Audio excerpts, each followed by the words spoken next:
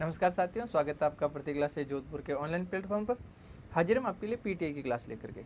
आप physical education की तैयारी कर रहे हैं, आपका एग्जाम नज़दीक है। अगर आप पेपर फर्स्ट का सिलेबस निकाल कर देखोगे तो उसमें आपके पॉलिटी के, इंडियन पॉलिटी के कुछ टॉपिक हैं। उनमें आपके पास में एक है 1919 का अधिनियम, एक है 1935 का अधिनियम। आज हम क्या करेंगे, 1919 के अधिनियम को बहुत ही क्रिप्स तरीके से, जो इंपॉर्टेंट जितने भी टाइप के क्वेश्चन बन सकते हैं, जितने भी टाइप का आपके पास में कंटेंट होता है, क्या 1919 अधिनियम क्या था, किस बैकग्राउंड क्या था इसका, क्यों आया था आपके पास में, इसके प्रभाव क्या हुए थे, इसमें क्या क्या प्रावधान थे, वो सारी चीज़ें देखेंगे। ज़्यादा लंबी क्लास से देखने का मतलब है नहीं, अटेंशन वैसे ही नहीं रह पाता आपके पास में। आप क्या करोगे, छोटी क्लासों में वही पढ़ेंगे जो एग्जाम में पूछा जाता है, वही पढ़ेंगे जो आपको याद रहता है, और एक ही क्लास में याद कैसे करना है, कैसे आपको पास में पूरा रटना है, वो सारी चीज़ें हम करेंगे, ताकि आप आराम से छोटी छोटी क्लासों में एक एक टॉपिक को क्लियर करो। जब भी आपका एक टॉपिक क्लियर हो जाए, उस पर आप टिक मार दिया करो भाई ये हमने टॉपिक कर लिया, 1919 कर लिया है, 1935 कर लिया, फिर आपके पास में हम वैसे इकोनॉमिक्स के करेंगे, नेशनल इनकम कर लिया है, ऐसे करके हम सारे टॉपिक पर क्या कर देंगे, टिक मार्क कर देंगे। इससे क्या होगा कि आपको पता रहेगा आपका सिलेबस कितना कंप्लीट हुआ है, कितना बाकी हुआ है। आज हम पढ़ते हैं 1919 का भारत शासन अधिनियम। इस भारत शासन अधिनियम को मॉन्टेग्यू, आपके पास में चेम्सफोर्ड सुधार भी बोला जाता है, मॉन्टेग्यू चेम्सफोर्ड रिफॉर्मेंट। आपने स्कूलों में पढ़ा होगा, जब आप स्कूल में पढ़ रहे थे तब भी आपने पढ़ा होगा।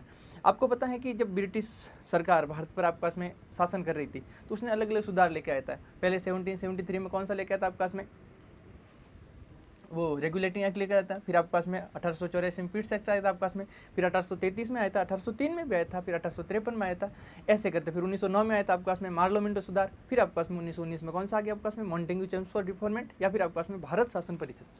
ठीक है, भारत शासन अधिनियम। अब इसमें क्यों लेके आए थे, देखो, अब भारत को रेगुलेट करना है आपके पास में, तो कुछ कुछ चीज़ें, कौन कौन से कानून होने चाहिए, भारत में शासन कैसे होना चाहिए, भारत में कौन सी संस्था होगी वो शासन करेगी, कौन से विषय किस संस्था के अंदर आएंगे, ये सारी चीज़ें रेगुलेट करने के लिए परिचय आपको नॉर्मल सा देखना है। इसको मॉन्टेग्यू चेम्सफोर्ड भी बोला जाता है आपके पास में। आपको बताएं, ब्रिटिश सरकार में, इंग्लैंड में आपके पास में एक अधिकारी होता था, उसको बोला जाता था भारत सचिव। उस समय भारत सचिव कौन था आपके पास में, भारत सचिव था आपके पास में मॉन्टेग्यू। कौन था आपके पास में, मॉन्टेग्यू। और इसको सलाह देने के लिए आपके पास में, यहाँ उससे कोऑर्डिनेट करने के लिए भारत में कौन होता था आपके पास में, भारत में होता था वॉइसराय। भारत में सर्वोच्च अधिकारी कौन होता था, इंग्लैंड का वॉइसराय होता था। उसमें वॉइसराय कौन था आपके पास में, उसमें वॉइसराय था आपके पास में चेम्सफोर्ड। इन दोनों को, क्योंकि इन दोनों के टाइम में आया था, इसलिए इसको बोला जाता है मॉन्टेग्यू चेम्सफोर्ड रिफॉर्मेंट। इसका मतलब क्या हो जाएगा आपके पास में, कि भारत की जो शासन प्रणाली थी उसमें कुछ सुधार करने के लिए आपके पास में अधिनियम आया था। ब्रिटिश संसद में कब पास हुआ था आपके पास में, ब्रिटिश संसद हुआ था आपके पास में दिसंबर 1919। याद रखना आपके पास में कब हुआ था, 23 दिसंबर 1919। कब हुआ था, 23 दिसंबर 1919 में। लेकिन ये हुआ था आपके पास में पारित। लागू कब हुआ था भारत में, भारत में लागू हुआ था आपके पास में 1 जनवरी 1921 को।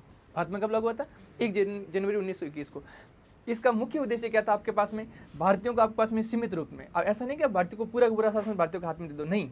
जब उनको लगा था कि नहीं, भारतीयों ने प्रथम विश्व युद्ध हुआ था आपके पास में 1914 से 1918, तो भारतीयों ने सहयोग दिया था, भारतीयों ने भाग लिया था, भारतीय सेना में आपके पास में ज्वाइन हुए थे, तो उनको भी थोड़ा थोड़ा शामिल, शासन में क्या करना आपके पास में, शामिल करना, उनकी भी भागीदारी सुनिश्चित करना, इसके लिए आपके पास में लेकर आया था। इसका मुख्य उद्देश्य क्या था आपके पास में, भारतीयों को सीमित रूप से शासन में भागीदारी देना। अब इस स्लाइड से आपने क्या सीखा, इस स्लाइड से आपने सीखा था मॉन्टेग्यू, इसको भारत शासन अधिनियम 1919 को और किस नाम से जाना जाता है आपके पास में, मॉन्टेग्यू चेम्सफोर्ड। मॉन्टेग्यू क्या था आपके पास में, भारत सचिव था। चेम्सफोर्ड क्या था आपके पास में, वॉइसराय था।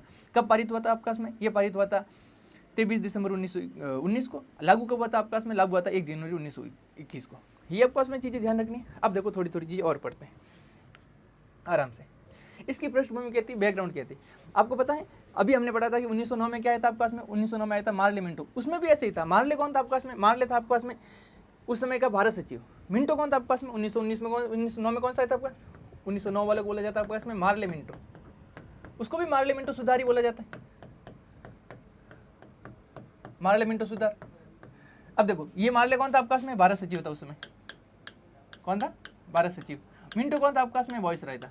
मिंटो कौन था आपके पास में, वॉइसराय। आपको पता हो उस समय आपके पास में सबसे पहले क्या लागू किया था, सबसे पहले लागू किया था आपके पास में सांप्रदायिक निर्वाचन। आपको पता है सबसे पहले क्या किया था आपका, सेपरेट इलेक्टोरल, पृथक निर्वाचन पद्धति आपके पास में लागू की गई थी। पृथक निर्वाचन पद्धति का मतलब क्या होता है कि मुस्लिम ही मुस्लिम को वोट कर सकते हैं। कहीं मुस्लिम बहुल एरिया होगा आपके पास में, वहाँ पे कोई मुस्लिम कैंडिडेट खड़ा होगा, उसको वोट सिर्फ मुस्लिम ही कर सकते हैं, ऐसा वो आपके पास में क्या कहता है, पृथक निर्वाचन आयोग। अब 1909 का देखो, 1909 का भारत परिषद अधिनियम आया था आपके पास में, ये असफल रहा था। 1909 में लेके आया था आपके पास में, उस समय भी आपके पास में ये की थी कि जो आपके पास में विधानमंडल है उनकी आपके पास में साइज बढ़ा देना, उसमें ज़्यादा सदस्य शामिल कर लेना, लेकिन फिर भी वो उतना सफल हुआ नहीं था। तो उसके रिफॉर्म में वापस कौन से लेके गए थे, 1919 में मॉन्टेग्यू चेम्सफोर्ड। फिर आपके पास में आपको पता होगा 1911 में बंगाल का विभाजन हो गया था। एक पूर्वी बंगाल बना लिया, एक पश्चिम बंगाल बना लिया। जो पश्चिम बंगाल है, अभी भारत का पश्चिम बंगाल है, पूर्वी बंगाल बांग्लादेश के नाम से जाना जाता है। तो बंगाल विभाजन के विरोध, बंगाल विभाजन होता है आपस में, इससे क्या होता है मुस्लिम वर्ग था आपस में उसमें असंतोष हो गया, क्योंकि बांग्लादेश में आपस में मुस्लिम ज़्यादा थे लेकिन उनको अलग कर दिया गया, और पूर्वी बंगाल में, पश्चिम बंगाल में आपस में कुछ मुस्लिम इलाके थे, दोनों इलाके अलग हो गए, तो उनमें भारी असंतोष था कि भाई हमें अलग क्यों कर दिया गया, हमारे बंगाल का विभाजन क्यों कर दिया था।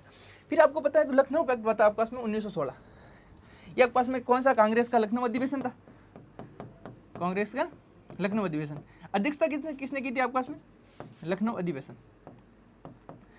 इसके अध्यक्षता की थी आपस में मजूमदार ने, अंबिका चरण मजूमदार, क्या नाम था आपस में, अंबिका चरण मजूमदार ने,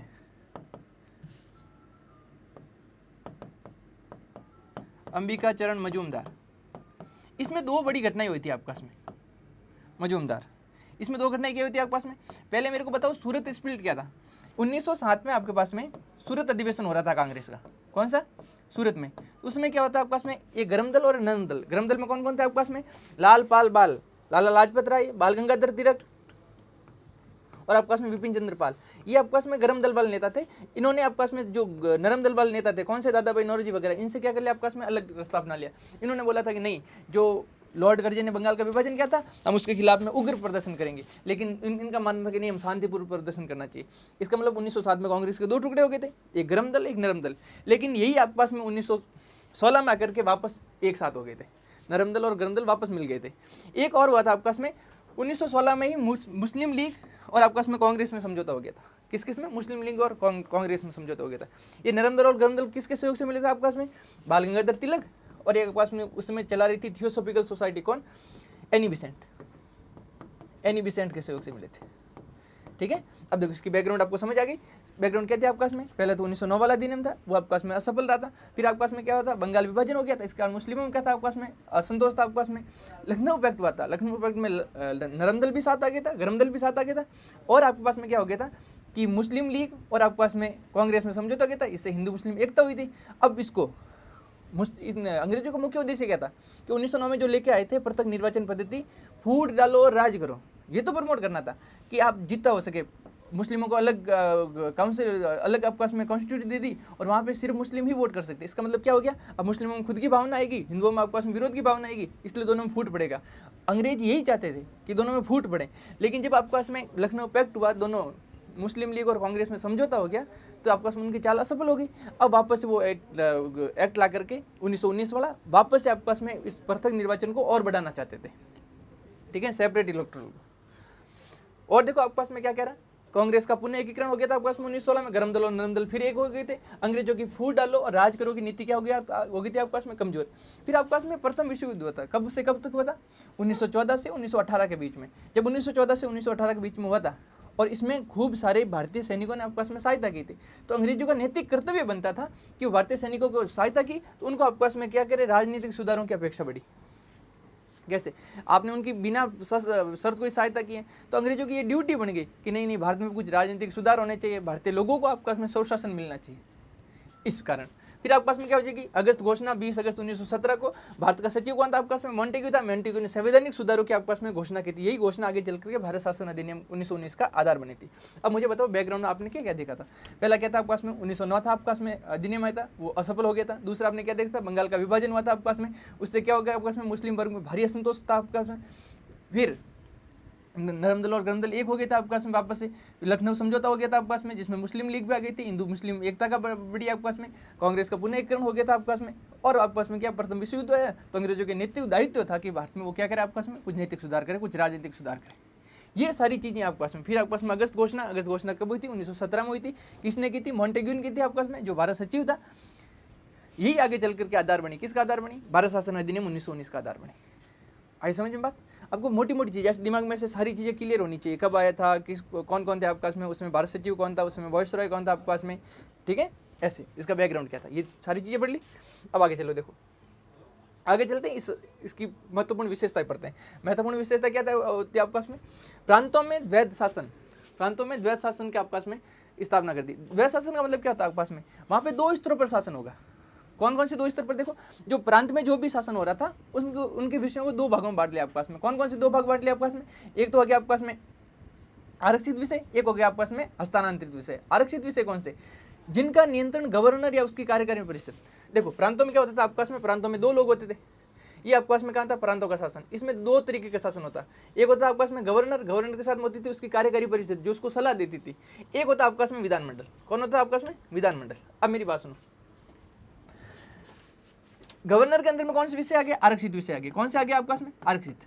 और विधानमंडल के अंदर कौन से आ गए आपके पास में, हस्तांतरित। कौन से, हस्तांतरित, हस्तांतरित विषय। अब देखो जो भी मुख्य मुख्य इंपॉर्टेंट मुद्दे थे ना, वो तो ले लिया आपके पास में गवर्नर ने अपने अंडर में। और जो भी आपके पास में छोटे मुद्दे थे, जो अपने कॉमन मुद्दे थे, वो आपके पास में किसके लिए अंदर में आ गए, ये आपके पास में विधानमंडल के अंदर में आ गए। विधानमंडल में ही भारतीय सदस्य बैठते थे। भारतीय सदस्य यहाँ तो बैठ नहीं सकते आपके पास में। गवर्नर ने अपने अंडर में कौन कौन से मुद्दे लिए थे आपके पास में, देखो इनका नियंत्रण गवर्नर था, तो उसकी कार्यकारी परिषद के पास था। कौन कौन से थे, पुलिस, न्याय, भूमि राजस्व, सिंचाई, वित्त, ये सारे जो भी इंपॉर्टेंट मुद्दे थे ये किसने ले लिया आपके पास में, गवर्नर ने। जो हस्तांतरित विषय, इसका संचालन भारतीय मंत्रियों द्वारा किया जाता था, क्योंकि भारतीयों की आपके पास में नियुक्ति हुई।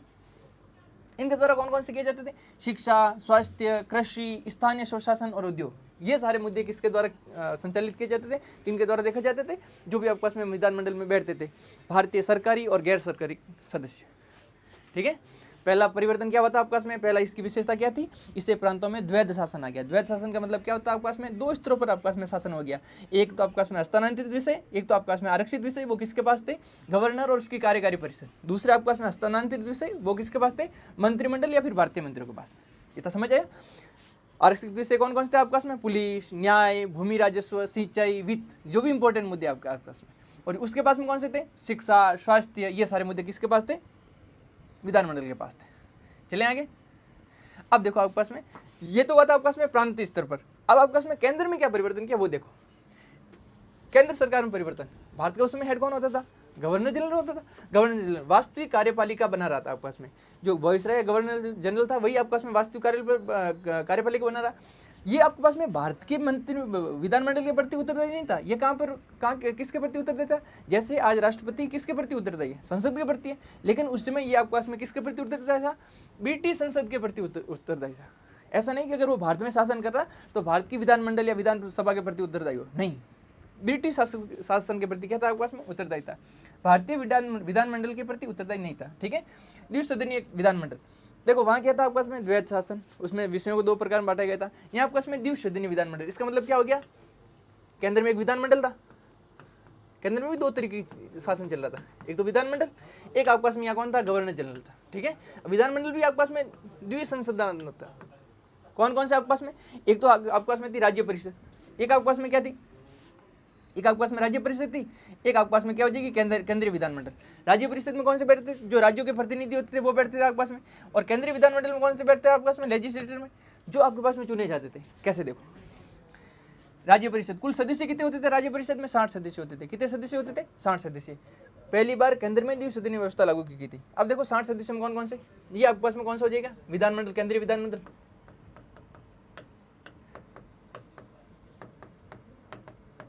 ठीक है। और ये हो जाएगा आपके पास में कौन सी, राज्य परिषद। ये द्विसदनीय व्यवस्था हो गई। अब देखो टोटल सदस्य कितने थे आपके पास में, 60 सदस्य। किसमें, राज्य परिषद में। इसमें से निर्वाचित कितने होते थे आपके पास में, 33, और मनोनीत कितने होते थे आपके पास में, 27।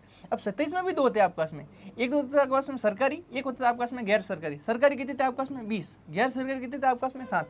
अब देखो सरकारी कौन से थे, सरकारी थे कि वो पहले से किसी पद पर आसीन हो। गैर सरकारी मतलब जिनको चुना जाता था, जिनको मनोनीत किया जाता था। आपके पास में इसमें ही थे भारतीय, सिर्फ 7 पद थे, इसमें सारे क्या थे आपके पास में, भारतीय शामिल थे। अब देखो 20 सरकारी हो गए आपके पास में, 7 गैर सरकारी हो गए। ये होता था आपके पास में किसमें, राज्य परिषद में। जिस प्रकार राज्यसभा को आज भी उच्च सदन बोला जाता है, उसी समय राज्य परिषद को आपके पास में क्या बोला जाता था, उच्च सदन या फिर अपर हाउस बोला जाता था। इसके प्रथम अध्यक्ष कौन थे आपके पास में, याद रखना, अलेक्जेंडर मूडीमैन थे। कौन थे आपके पास में, अलेक्जेंडर मूडीमैन। इसका कार्यकाल कितना होता था आपके पास में, 5 वर्ष का होता था। कितना कार्यकाल होता था, 5 वर्ष का होता था। बताओ मुझे आपने क्या क्या चीज़ें याद की, आपने चीज़ें याद की। पहले तो आपके पास में प्रांतों के स्तर पर क्या बदलाव हुए थे, प्रांतों के स्तर पर बदलाव हुआ था। इसमें द्वैध शासन प्रणाली लागू कर दी गई। द्वैध शासन का मतलब क्या होता था आपके पास में, विषयों को 2 भागों में बांट दिया। एक आपके पास में आरक्षित, एक आपके पास में हस्तांतरित। आरक्षित विषय किसके पास होते थे, गवर्नर या फिर उसके कार्यकारी परिषद के पास। और हस्तांतरित विषय किसके पास होते थे, विधानमंडल के पास, जिसमें आपके पास में भारतीय मंत्री भी आपके पास में शामिल थे। आरक्षित विषय में कौन कौन से आते थे, पुलिस हो गया, न्याय हो गया, वित्त हो गया, ये सारे आते थे। और आपके पास में हस्तांतरित विषय में कौन कौन से आते थे, सिंचाई, शिक्षा, स्वास्थ्य, ये सारे आते थे। कृषि, ठीक है। फिर आपके पास में केंद्र के स्तर पर क्या बदलाव किए गए थे, केंद्र स्तर पर क्या क्या, क्या बदलाव होता है, सबसे पहले वहाँ पे द्विसदनात्मक व्यवस्था हुई थी। दूसरी, अभी भी जो आपके पास में गवर्नर जनरल था वो किसके प्रति उत्तरदायी था, ब्रिटिश संसद के प्रति उत्तरदायी था। द्विसदनात्मक में कौन कौन से दो सदन थे आपके पास में, एक तो सदन था राज्य परिषद, एक था आपके पास में केंद्रीय विधानमंडल। एक तो विधानमंडल राज्यों वाला, केंद्रीय विधानमंडल कैसा, जैसा लोकसभा है, लोकसभा क्या है, केंद्रीय विधानमंडल है, राज्य ये विधानसभा क्या आपके पास में राज्यों के स्तर की है, तो वैसे ही केंद्रीय विधानमंडल और आपके पास में राज्य परिषद। राज्य परिषद में सदस्य कितने थे आपके पास में, 60 सदस्य थे। 60 में देखो निर्वाचित कितने होते थे, 33 होते थे, ठीक है।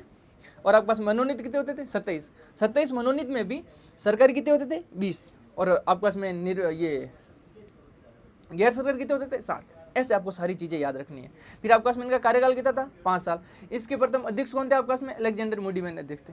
ऐसा आपको सारी चीज़ें याद होनी चाहिए। ये कौन सा सदन था, उच्च सदन था, ये सारी चीज़ें। अब देखो आगे चलो, आगे चलो, केंद्रीय विधानमंडल लेजिस्लेटिव असेंबली, ये आपके पास में कहाँ थी, केंद्र में थी, ध्यान रखना, राज्य में नहीं। ये कहाँ थी आपके पास में, सेंटर में थी, सेंटर में थी, ठीक है। अब देखो इसमें कुल सदस्य कितने होते थे आपके पास में, 145। अभी हमने पढ़ा था आपके पास में कौन सा, ये आपके पास में state legislative, state council, sorry राज्य परिषद। ये आपके पास मुझे कौन सी, लेजिस्लेटिव असेंबली। इसमें कितने सदस्य थे, 60। इसमें कितने सदस्य आपके पास में, 145। अब इसमें भी दो भाग बांटे थे हमने, कौन कौन से, निर्वाचित थे आपके पास में 33 और 27 थे आपके पास में कौन से, मनोनीत। उसी प्रकार इसमें निर्वाचित कितने आपके पास में, 104। इसमें निर्वाचित कितने थे, 104 थे। तो मनोनीत कितने हो जाएंगे आपके पास में, मनोनीत हो जाएंगे आपके पास में 21 थे, 41 सॉरी, मनोनीत कितने हो जाएंगे, 41। मनोनीत में भी आपके पास में 26 थे आपके पास में सरकारी, और बाकी आपके पास में 15 थे गैर सरकारी। 145 क्या थे आपके पास में, टोटल सदस्य थे। 145 में से निर्वाचित कितने थे और आपके पास में मनोनीत कितने थे, निर्वाचित कितने आपके पास में 104, मनोनीत कितने आपके पास में 41। इनमें से आपके पास में क्या होता था कि 41 मनोनीत थे, 41 में से भी देखो 26 थे आपके पास में सरकारी, 15 थे आपके पास में गैर सरकारी। ये कहाँ की व्यवस्था थी आपके पास में, केंद्रीय विधानमंडल की। कहाँ की व्यवस्था थी आपके पास में, केंद्रीय विधानमंडल की। इसका कार्यकाल होता था आपके पास में 3 साल। इसका कार्यकाल कितना होता था, 3 साल। जबकि स्टेट काउंसिल का कितना होता है आपके पास में, स्टेट ऑफ काउंसिल का, उसका होता था 5 साल। याद है, ऐसे देखो, इसका निम्न सदन बोला जाता था लोअर हाउस। जिस प्रकार आज लोकसभा को लोअर हाउस बोला जाता है, उसी प्रकार इसको भी लोअर हाउस बोला जाता था। इसका कार्यकाल कितना था आपके पास में, 3 वर्ष था, ठीक है। अब देखो आपने दोनों चीजें पढ़ ली है।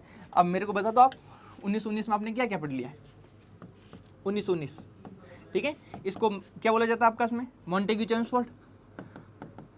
मॉन्टेग्यू क्या था आपके पास में, भारत सचिव था। ये आपके पास में क्या था, वॉइसराय था। इसकी बैकग्राउंड हमने क्या देखी थी आपके पास में, ये पहले तो आया कब था आपके पास में, पारित हुआ था 23 दिसंबर 1919 को।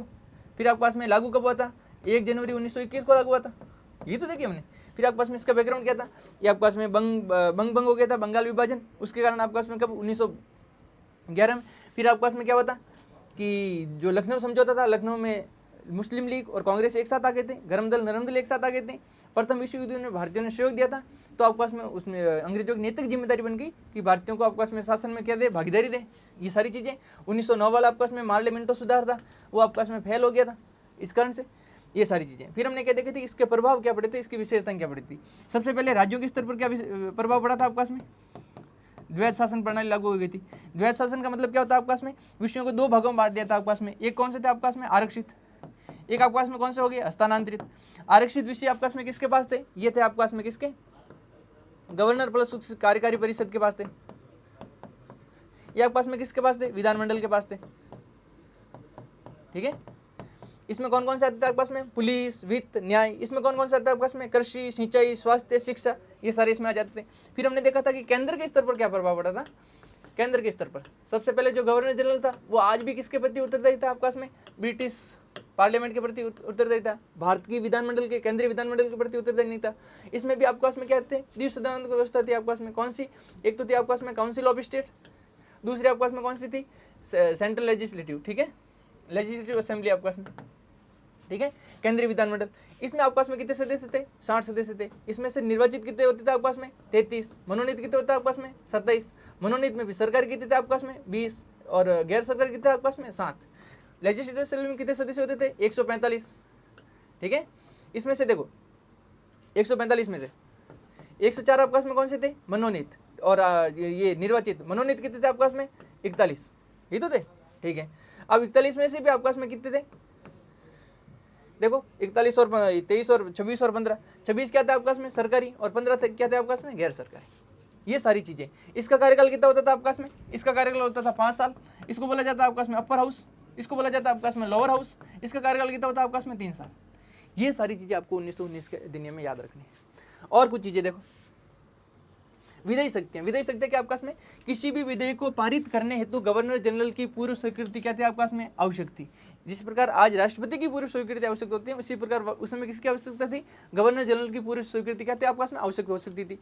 गवर्नर जनरल को वीटो शक्ति आपके पास में प्राप्त थी, वो किसी भी विधेयक को आपके पास में मना कर सकता था, किसी भी विधेयक को आपके पास में रोक सकता था, ये थी आपके पास में।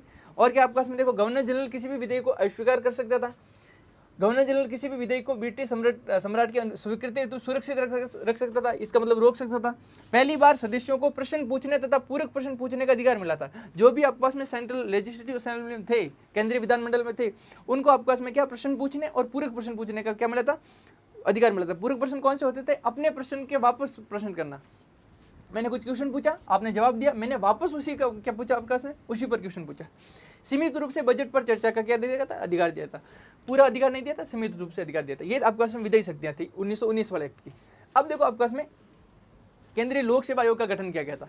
लोक सेवा आयोग, आप बोलोगे सर 35 में क्या गया था, ये आगे चल करके संघ लोक सेवा आयोग बना था। उस समय क्या था आपके पास में, केंद्रीय लोक सेवा आयोग CPSC, ठीक है। कौन से कमीशन के अंडर बना था आपके पास में, ली आयोग, ली कमीशन, याद रखोगे। ली कमीशन की सिफारिश पर बना था। कब बना था आपके पास में, 1 अक्टूबर 1926। कब बना था आपके पास में, 1 अक्टूबर 1926, ठीक है। और यही आगे चल करके बना आपके पास में UPSC, union service public commission. इसका मतलब क्या हो जाएगा आपके पास में, UPSC, union public service commission, UPSC बना था, ये आगे चल करके। उसमें क्या, किस नाम से जाना जाता था, CPSC, central public service commission के नाम से जाना जाता था। अब देखो, जिस प्रकार 1909 वाले ने सांप्रदायिक अलग पृथक निर्वाचन बात की थी आपके पास में, ये कौन सी आपके पास में, कम्युनल इलेक्टोरल बोला जाता है या सेपरेट इलेक्टोरल बोला जाता है आपके पास में, इसने उसको विस्तार रूप दिया। उस समय कौन थे आपके पास में, सिर्फ मुस्लिम को दिया गया था, इसको सिर्फ मुस्लिम को। लेकिन 1919 वाले में आते थे और किसको दिया गया था आपके पास में, मुसलमानों को दिया गया, साथ साथ सिखों को भी दे दिया, यूरोपीय लोगों को भी दे दिया और एंग्लो इंडियन को भी दे दिया। सिखों को, यूरोपियों को या फिर एंग्लो इंडियन को भी साथ साथ दे दिया था। इसका मतलब क्या हो गया, जो कम्युनल इलेक्टोरल था उसको विस्तार किया गया, पृथक निर्वाचन प्रणाली का विस्तार किया गया था। अब ज़्यादा लोगों को आपके पास में क्या दिया जाने लगा, पृथक निर्वाचन। वित्तीय सुधार क्या होता है आपके पास में, जो केंद्रीय बजट था उसको प्रांतों के बजट से अलग कर दिया गया आपके पास में, और पहली बार केंद्र तथा प्रांतों का अलग अलग बजट आपके पास में पारित किया गया था। ये सारी चीज़ें।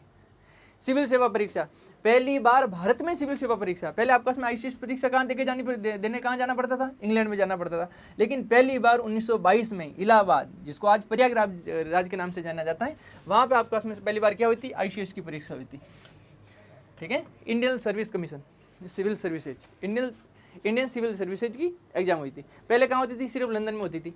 और प्रत्यक्ष चुनाव की व्यवस्था की गई थी। मताधिकार संपत्ति, आय, कर भुगतान तथा शैक्षिक योग्यता पर आधारित था। पहले आपके पास में ऐसा नहीं था कि सार्वभौमिक मताधिकार, सबको ही वोट देने का अधिकार, नहीं। आपका वोट कैसे डिसाइड होता था, आपने शिक्षा कितनी ग्रहण की है, आप कर कितना भुगतान करते हो, आपके पास में संपत्ति कितनी, ठीक है।